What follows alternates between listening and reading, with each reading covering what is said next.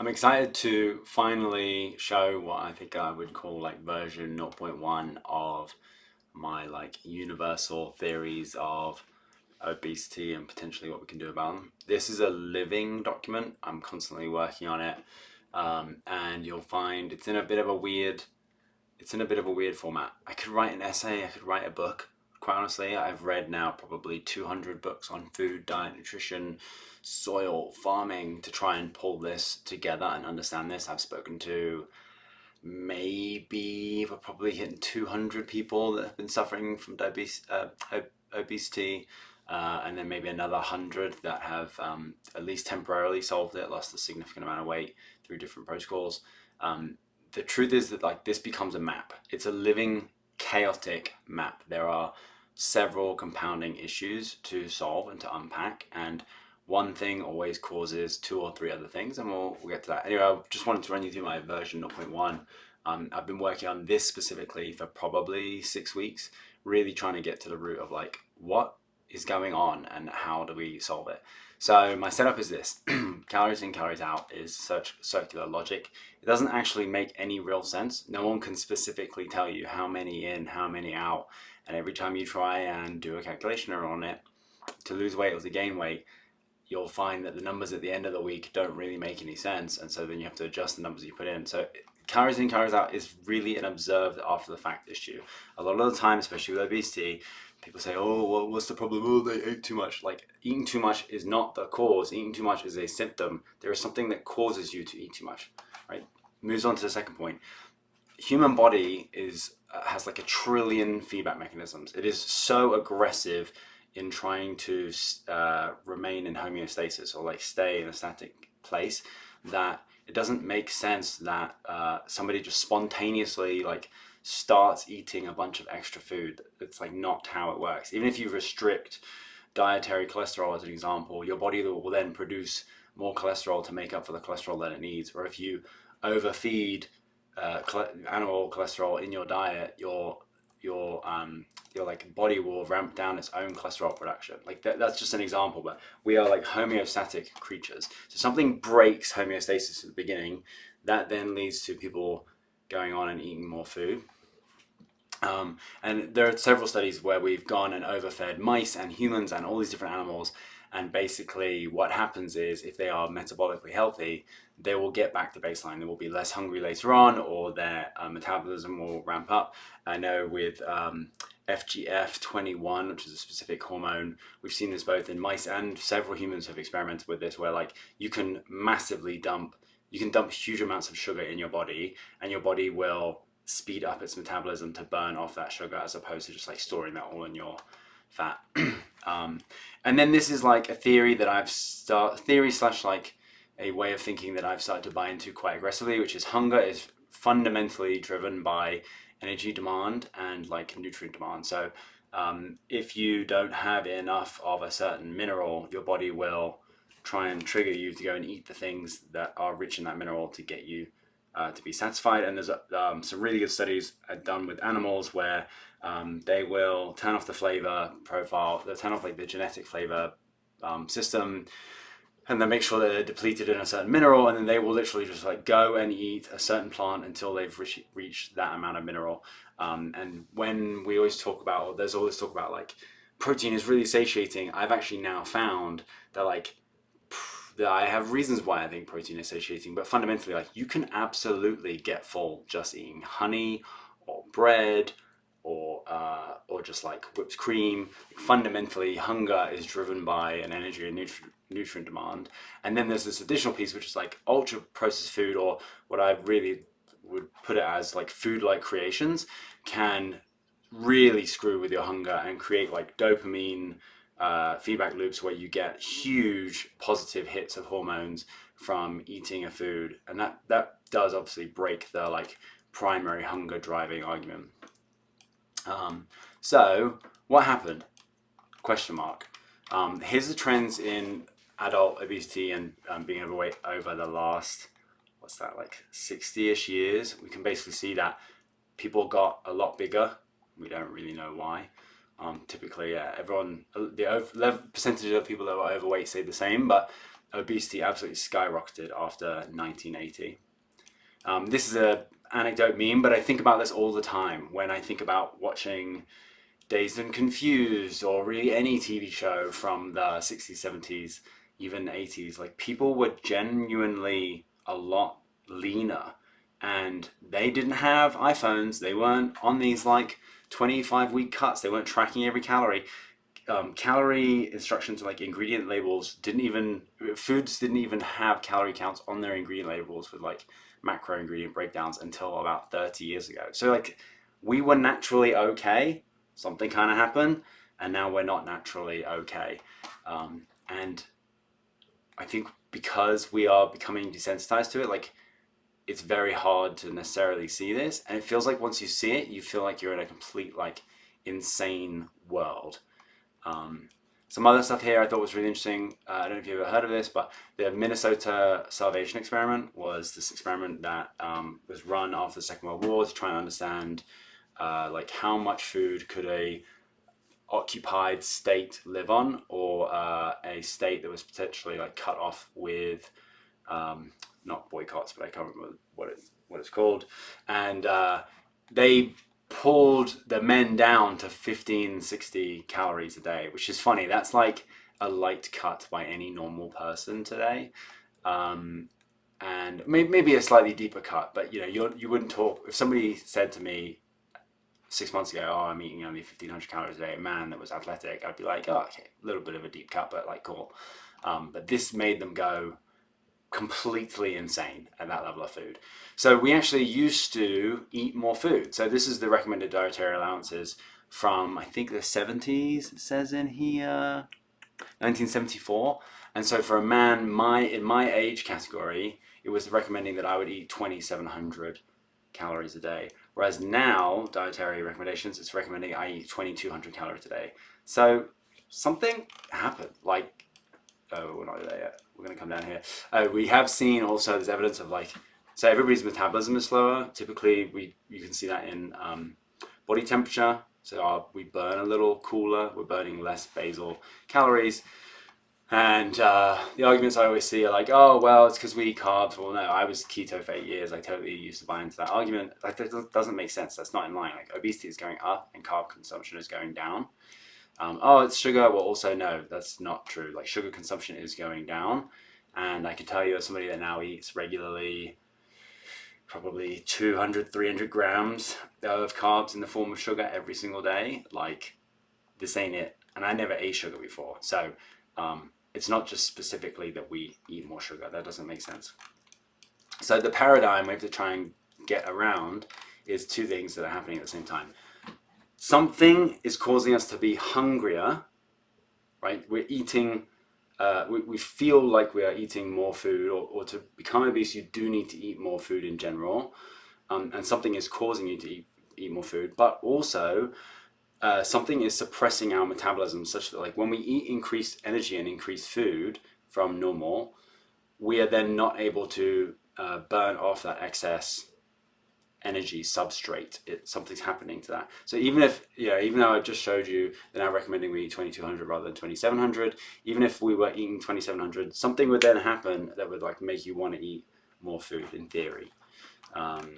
So here's where I've broken it down to. I'm not going to go into I really shouldn't go into the solutions in this one. I have like a bunch of fundamental ideas, and I think these are compounding. I think they might be right, I think they might be wrong, and I think it is a complex area where if you are suffering from not being able to lose weight, or you're gaining weight inexplicably, or you can't control your hunger, there's a couple of things in play, right? So one, seed oils, we can talk about this all day. I'm happy to argue this till the cows come home, but we do know a couple of things. One, consumption of seed oils or vegetable oils has like skyrocketed over time.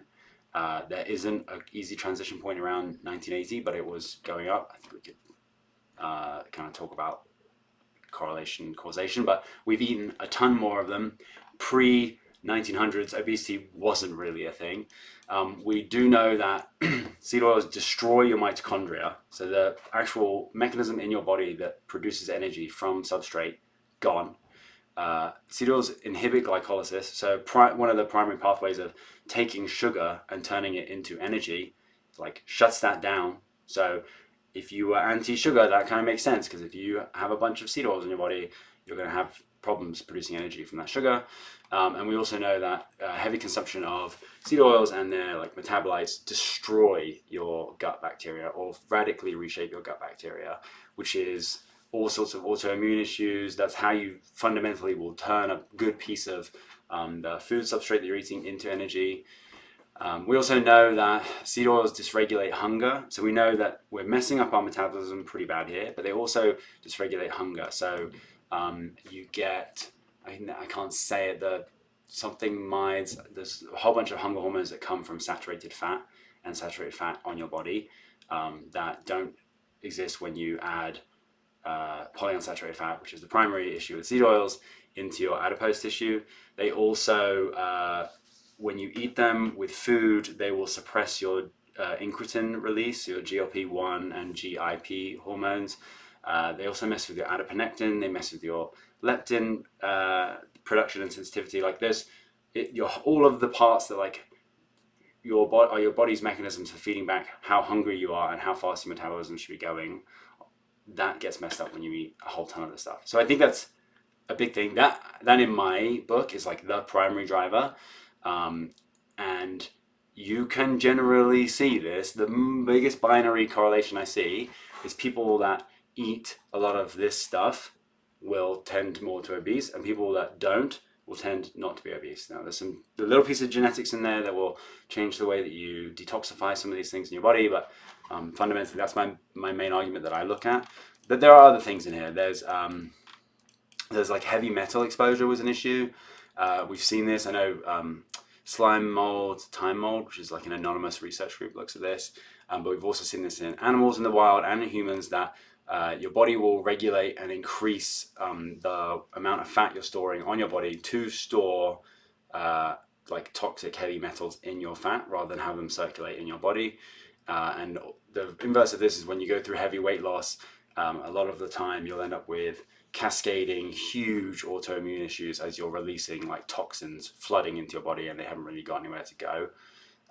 And that one I'm still trying to dig into and really understand the science behind, because it feels like a very common sense argument, but I haven't found a great amount of evidence for it. Two things to say here. Yeah, so we do know as well, when you start losing a whole bunch of weight, you're finding free circulating like polyunsaturated fats and their metabolites goes way up, right? If you stored that stuff in your tissue, which pisses off your body, and you get more inflammation again. So it's like that's connected. And then both of them feed into a messed up microbiome. So we know that if you have a fully functioning microbiome, you can handle a whole bunch of things we're scared about. That's like gluten and oxalates and phytic acids, as well as probably some amount of polyunsaturated fat. But we have dosed so high on one of these things or both of these things that we mess up our microbiome. And so we can't actually detoxify stuff, and our gut like microbiome cannot digest food in the right way and produce energy, and so it gets stored in different things there. And yeah, a proper microbiome as well will fundamentally drive a good amount of these hunger hormones. So if you think about GLP-1 and GIP, that really is like, that starts to mess with the stomach and the digestion and the things that where it comes from and where it goes. So they're all kind of linked. Then I've got down here nutrient deficiency. So nutrient deficiency is linked to seed oils. It's like basically empty calories that also can steal nutrients from your body. But also if you have a messed up microbiome such that you have higher phytic acid going through your body, that will steal nutrients again. So most food we eat is like not food. It's just fiat food.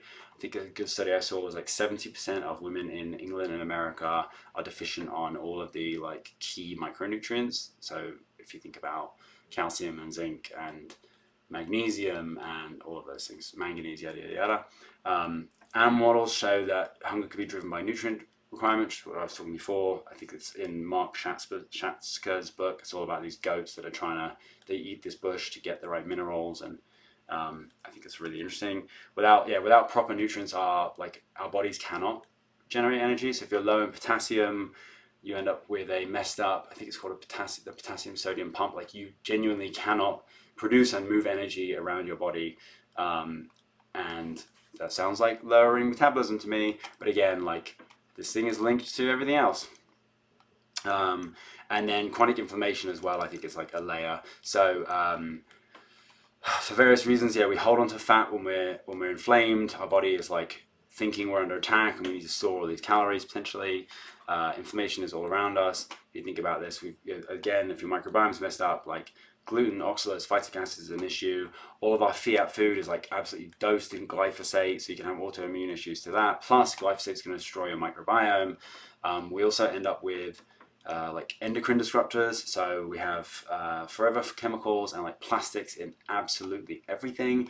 I know when you start to look at autopsies of people with coronary events, the plaques, like typically the plaques in the worst cases of cardiovascular disease are like loaded with microplastics, which is like an additional thing which is going to cause more inflammation of that circulating in your blood. And that's going to come down. That's like, again, like linked to everything else that messes up your microbiome and chronic inflammation, where you're going to be chronically inflamed if you're constantly eating seed oils and fried foods that are fried in seed oils. And yeah, things I haven't mentioned on here, like there are these interesting areas that are being developed by passionate people around deuterium, vitamin A.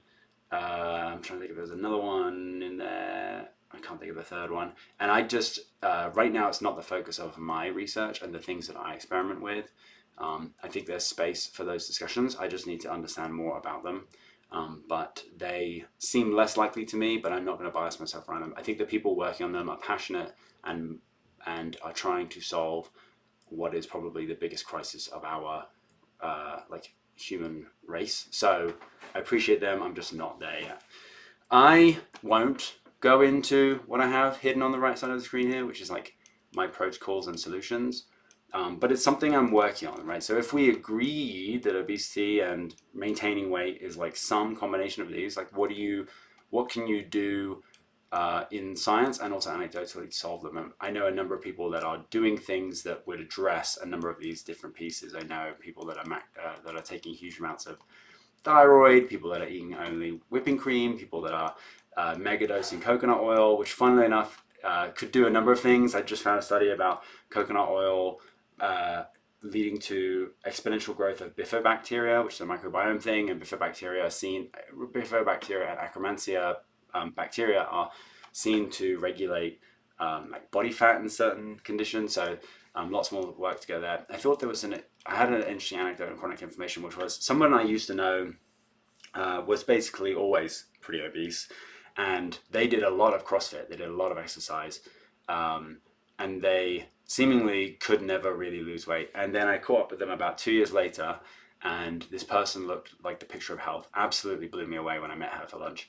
And I said, what happened? She said, well, turns out I have asymptomatic gluten intolerance. I'm an asymptomatic celiac. So I cut that out of my diet, and yeah, like just lost all my weight almost immediately.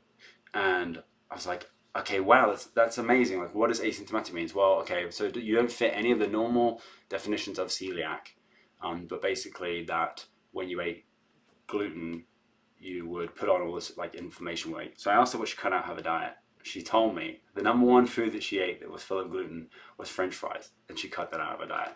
I don't understand where the gluten would come from in French fries, but I do know French fries are usually cooked in rancid seed oils, which will absolutely lead to an enormous amount of weight gain and huge amounts of inflammation. So I just thought that was funny because chronic inflammation can come from a billion places. And maybe it was gluten, and then maybe there was gluten because you're eating all the seed oils and your microbiome's messed up and you can't digest the gluten. And anyway, that's my version 0.1 for what causes obesity. And I'm sure I'm going to get some horrible people on Twitter talking to me about it. So let's go.